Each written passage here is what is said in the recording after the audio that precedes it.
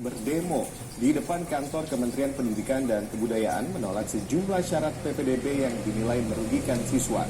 Kita bergabung dengan rekan-rekan kami. Yang pertama ada reporter SCTV Rivi Satria Negara di sana. Rivi, apakah sebenarnya tuntutan dalam demo pada siang hari ini?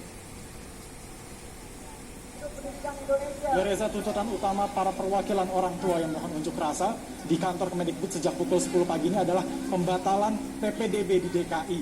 Yang lalu dengan adanya pembatalan ini dilakukan PPDB ulang namun dengan seleksi berdasarkan jarak sesuai dengan aturan dalam zonasi. Karena seperti kita ketahui bersama, di sini yang paling menjadi polemik utama dalam PPDB DKI adalah terkait dengan seleksi berdasarkan usia. Dan juga dalam unjuk rasa ini tadi telah ada perwakilan orang tua di sini yang hadir dan telah menemui pihak Kemendikbud dan saat ini memang masih belum keluar dan kami masih menunggu bersama. Dan dalam proses unjuk rasa hari ini juga turut hadir tadi Ketua Umum Komnas Perlindungan Anak, yakni Aris Sirait, yang ikut melakukan unjuk rasa dan ikut mengkritik keras proses PPDB di DKI Jakarta dan juga berharap ini ke depannya PPDB dibatalkan dan bila memang alasan dari pemerintah provinsi pengulangan proses PPDB ini sulit dilakukan, dia meminta seluruh peserta PPDB termasuk yang tidak lolos ini bisa dimasukkan ke sekolah negeri karena ia menilai dalam PPDB DKI tahun ini ada pelanggaran konstitusi di mana sesuai dalam Permendikbud nomor 44 tahun 2019 yang menegaskan di sana tidak ada seleksi usia sebagai persyaratan utama atau indikator utama penerimaan siswa baru. Namun di Jakarta ini usia menjadi indikator paling utama dan sempat dibandingkan pula oleh Komnas Perlindungan Anak ini bagaimana di Jakarta, Jawa Timur dan juga Jawa Tengah ada perbedaan penerimaan dalam PPDB. Kalau di Jawa Timur dan di Jawa Tengah di halaman atau di situs PPDB ini di bagian paling kanan atau di kolom paling kanan jarak menjadi indikator utama atau yang dibandingkan. Bila di Jakarta ini adalah usia. Secara detail ada umur, lalu ada tahun dan juga ada bulan. Dan dari perwakilan orang tua tadi juga sempat menyampaikan kepada kami perdata dengan data paling terbaru yakni kemarin di mana digambarkan bahwa seluruh siswa-siswi yang lahir pada tahun 2005 ini tidak ada yang diterima sama sekali di sekolah negeri di tingkat SMA. Padahal untuk tahun ini wajarnya yang masuk ke jenjang SMA adalah siswa-siswi yang kelahiran pertengahan tahun 2004 hingga pertengahan tahun 2005. Dan juga sempat disinggung oleh Aris Sirait di sini cukup banyak saat ini aduan terkait dengan dampak PPDB di DKI terhadap psikis atau mental para peserta PPDB. Misalnya sudah ada laporan siswa-siswi yang di sini mengalami depresi, bahkan ada yang melakukan percobaan bunuh diri. Namun untuk saat ini di sini tuntutan utama yang memang masih diminta adalah terkait dengan pembatalan PPDB DKI sendiri ini. Untuk saat ini sekian informasi yang dapat kami laporkan. Reza, kembali ke Anda di studio.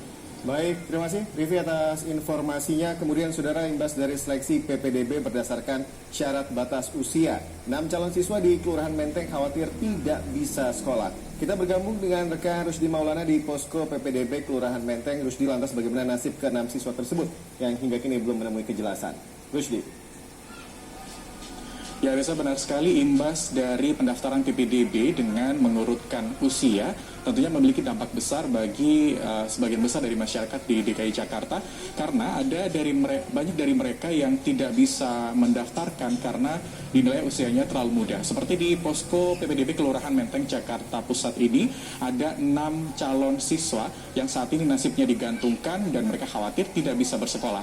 Padahal jika dilihat dari profil keluarga mereka termasuk dalam keluarga miskin, memiliki kartu Jakarta Pintar, dan kemudian jika dilihat dari keluarga miskin tersebut, mereka seharusnya bisa mendaftar melalui jalur afirmasi. Kemudian yang kedua, melalui jalur zonasi. Jika dilihat dari rumah mereka hanya berjarak sekitar 1-2 km dari SMA terdekat, SMA 68 dan juga SMK 16. Dan saat ini pun mereka belum mendapatkan sekolah tujuan mereka dan mereka masih khawatir tidak bisa bersekolah. Lalu selanjutnya, saya sudah bersama dengan calon siswa yang menjadi korban PPDB.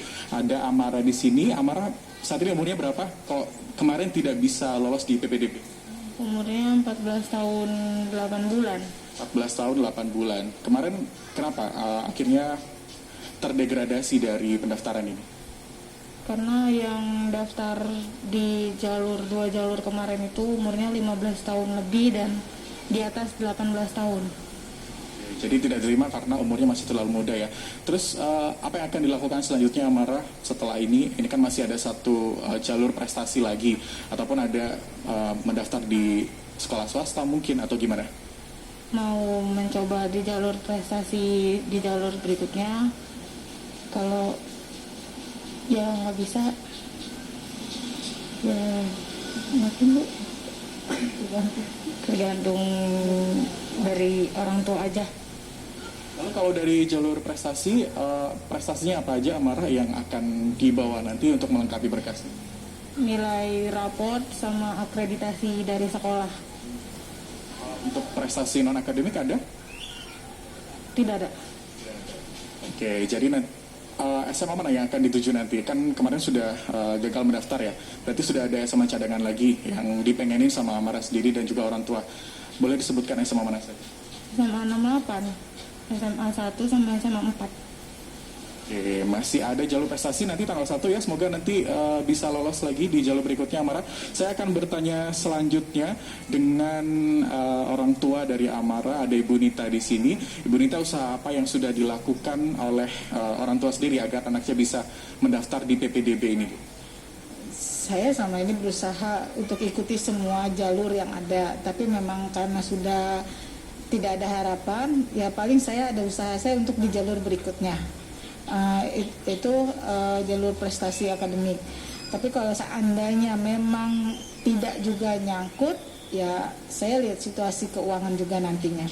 Karena kalau mau dilihat untuk sekolah swasta pun biayanya terlalu besar. Ya kita semua kena dampak dari COVID, ya sampai sekarang pun masih, mungkin kalau dari keuangan kita masih agak gimana, ya nanti kita lihat kondisi selanjutnya aja. Sekolah atau tidaknya anak ini ya nanti itu akan saya usahakan sebisa saya gitu aja. Nanti kalau ada kemungkinan terbesar tidak diterima di sekolah manapun misalnya Bu, langkah apa yang akan dilakukan oleh orang tua sendiri? Ya kalau mau ini ya paling masuk ke sekolah swasta. Kalau seandainya memang nggak ada biaya, ya apapun akan kita jalani gitu aja. Saya kalau mau dibilang kemanapun jalan yang bisa kita dapat, ada jalan ya udah kita jalanin aja gitu.